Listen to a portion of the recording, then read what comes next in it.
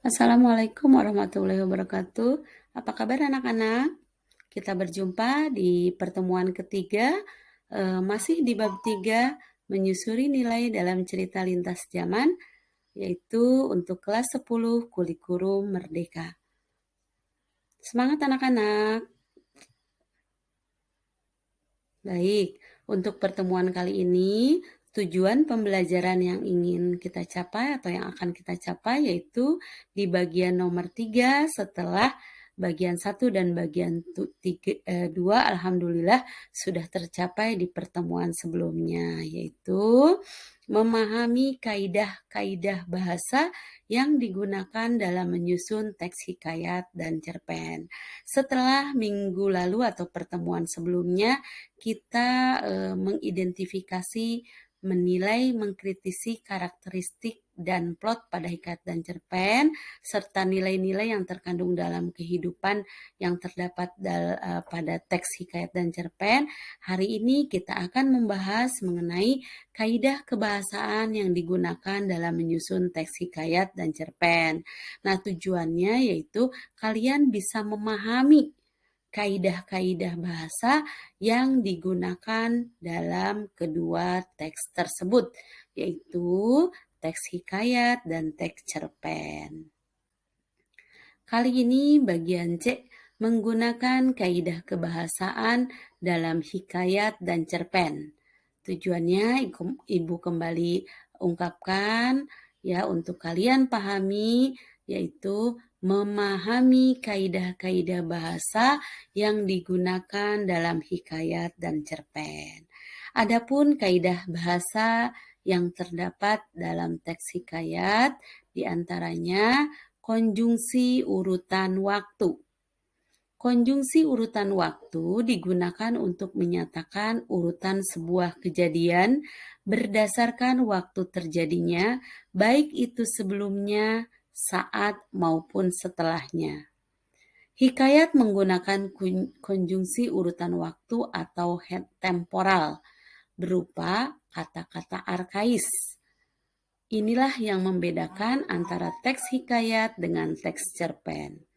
Berikutnya, pemilihan konjungsi sangat menentukan kohesi atau kepaduan makna antar kalimat maupun antar paragraf dalam cerita.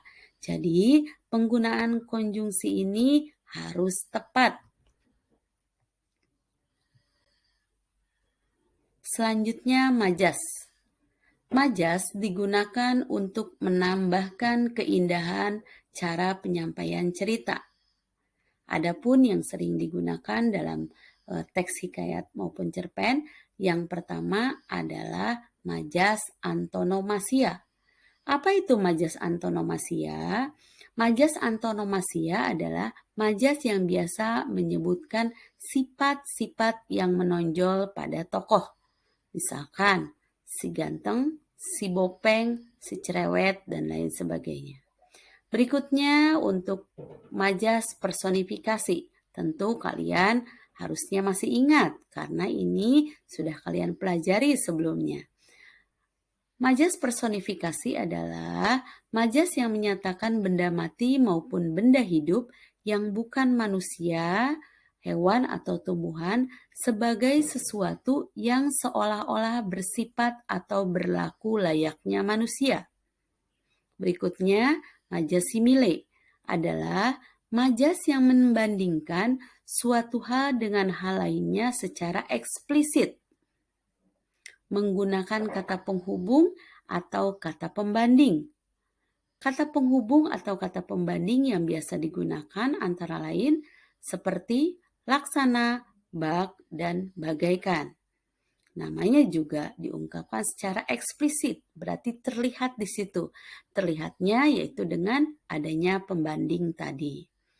Berikutnya, majas metafora adalah majas yang menggunakan kata atau kelompok kata untuk mewakili hal lain yang bukan sebenarnya, mulai dari bandingan benda fisik, sifat, ide, atau perbuatan lainnya. Metafora tidak menggunakan kata penghubung atau kata pembanding seperti simile. Berikutnya, hiperbola Hiperbola adalah gaya bahasa yang mengandung pernyataan dengan cara melebih-lebihkan sesuatu dari yang sebenarnya. Wah, suaranya menggelegar membelah angkasa. Itu salah satu contoh dari teks hiperbola atau majas hiperbola, yaitu terlalu berlebihan. Nah, dari 5 majas yang dibahas kali ini mungkin sebetulnya masih banyak majas yang lain. Tetapi untuk kali ini Ibu akan membahas 5 saja.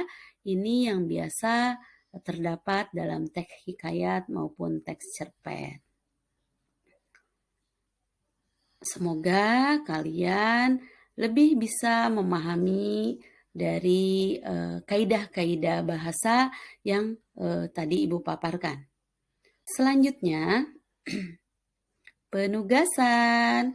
Jangan bosan anak-anak karena dalam pembelajaran bahasa Indonesia ini pasti selalu ada. Karena bagaimana kita bisa paham kalau tidak kita lakukan analisis sendiri ya. Baik, kita lanjutkan untuk penugasannya. Kegiatan 1 hanya mungkin ada di kegiatan 1 saja ya untuk pertemuan ketiga dari teks hikayat, yaitu ubahlah kutipan hikayat si miskin menjadi bahasa cerpen yang lebih populer. Gunakan konjungsi urutan waktu dan berbagai majas untuk mengembangkannya. Nah, minggu lalu kalian sudah membaca teks hikayat si miskin bukan? Silakan baca kembali, kemudian kalian harus ubah menjadi bahasa cerpen. Artinya menggunakan bahasa populer, bahasa yang sering kita gunakan saat ini. Mengganti bahasa-bahasa atau kata-kata arkais yang memang sudah tidak layak untuk digunakan pada saat ini. Kegiatan ini ada di buku paket halaman 73. Silahkan dibuka untuk petunjuknya. Semoga bermanfaat dan kalian diberikan kelancaran dalam mengerjakan tugas ini. Sedikit gambaran sebetulnya dari kegiatan ini nanti kalian akan membuat peta konsep, kemudian membuat cerpen sendiri untuk pertemuan berikutnya. Baik, selamat mengerjakan. Terima kasih. Tetap terus semangat belajarnya untuk anak-anak hebat Ibu. Wassalamualaikum warahmatullahi wabarakatuh. Salam literasi.